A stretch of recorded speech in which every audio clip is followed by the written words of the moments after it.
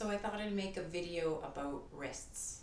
I know I've had a lot of students who have asked me how to modify poses in order to help alleviate some pain.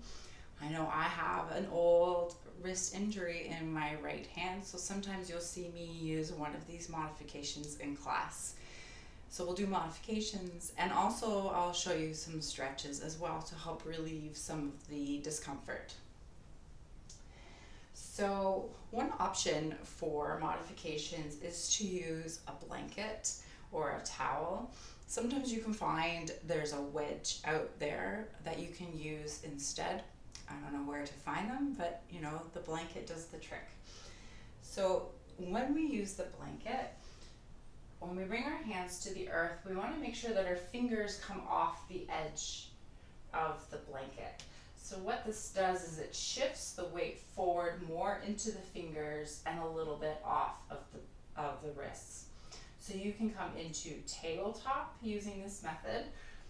You can come into a plank pose or into downward dog. Okay. If you don't have a blanket, another option is to fold the edge of your mat. So it will kind of depend on what kind of mat you have. I have an extra thick mat, so one fold is probably all I can do actually. So same sort of idea, fingers come off the mat. One option you may see me use every once in a while is to come onto the knuckles, making fists instead of being on the fingers. So sometimes I'll do it just with the wrist that's bothering me and then come up on the fingertips of the other hand. So this is kind of hard to do when you're coming into other poses like downward dog, but sometimes just to be in tabletop for a little break or even in plank pose, this will do the trick. Another option is to use some blocks. So if you have the cork blocks, those ones are actually the best ones to use. They're the most stable and they're not too hard, not too soft, but the foam ones work as well. So our blocks can work in a few different ways. One way is to place the hands on the blocks and grip the fingers into the blocks. So this does a couple of different things. The one thing it does is it forces you to grip your fingers. So you will hear sometimes in class when your hands are on the earth, grip your fingers into the earth and slightly cup your hand. So this kind of forces you to do that. It also brings your upper body up higher so you're not putting quite as much weight into it. So this can be, same thing, tabletop, plank pose, downward dog. Another way to use the blocks is actually to come down onto your forearms if you want to get right off of your hands. So one option is to place forearms on the block. So maybe this is your tabletop. Maybe this is your plank pose. It's not downward dog, it's technically dolphin since forearms are down. But same sort of idea, dolphin pose. You want to send the hips back. You may have to walk the feet in because it changes where you are compared to the earth. So your feet may have to come in a little bit. Did that make sense? Don't worry about it. Okay. If you don't have blocks and you want to come to forearms, you can do that for sure. So same sort of idea, forearms to the earth, not quite a tabletop, but it'll give you a bit of a break if you need it. You can always come into your plank.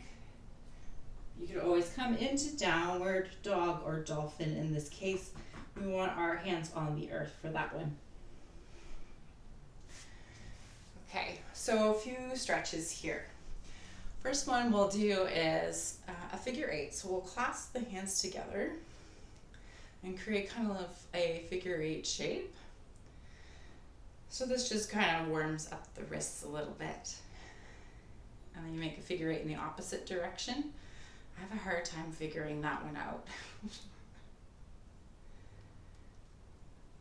Okay, So this may feel good, this next one, it may not feel good.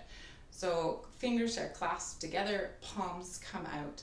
So sometimes we'll come into poses where our hands are like this, maybe we round the spine, maybe the hands come up towards the sky.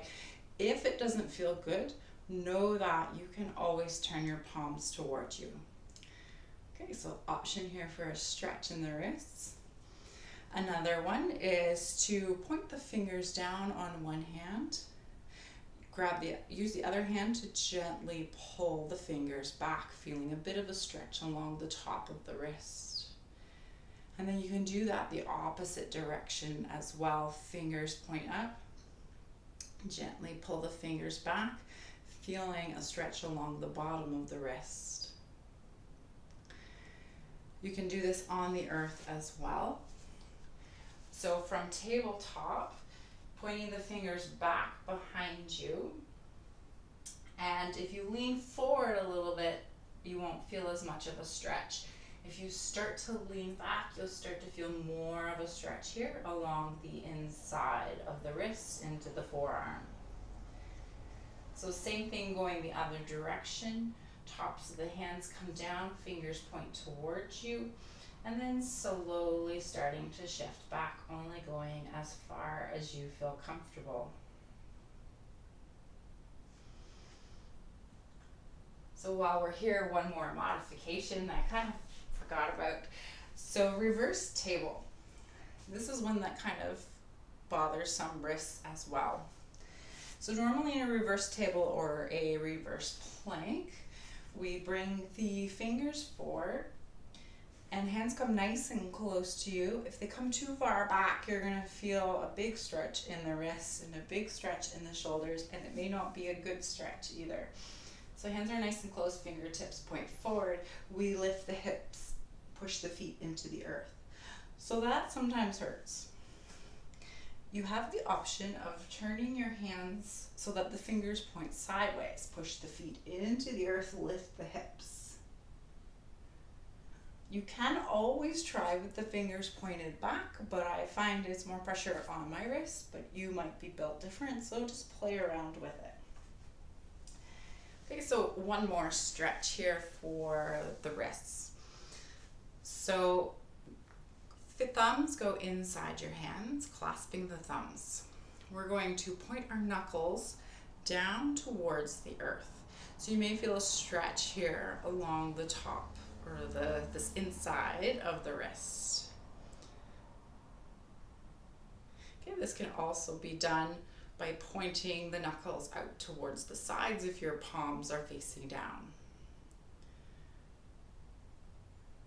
And then if you want, rotating your wrists in the opposite direction, you might feel a stretch along the outside of the wrist. You might not. Okay, and then we'll keep this movement here in our hands, but we're gonna do more of a fascia stretch. So the fascia is all of that connective tissue. You may feel like you're stretching the skin a little bit. It's a pretty nice stretch though. So you can keep the hands straight or keep the thumb in. That's a little bit more of a sensation with the thumb in. So we want to grab above the wrist and gently pull the skin down below the wrist. So same sort of actions as before. Maybe you point the knuckle down or knuckles out to the side depending on the direction of your arm. Point the knuckles in the opposite direction. I feel a little bit of a stretch here with the fascia. We're going to bring the wrist up, point the knuckles back, feeling a stretch along the front of the wrist. And then the opposite direction, knuckles point down. So when you do fascia stretches, you want to hold them for a couple of minutes in order for there to actually be a little bit of loosening to happen. So if you have any questions at all, remember you can always reach out and ask me. Thank you for joining me.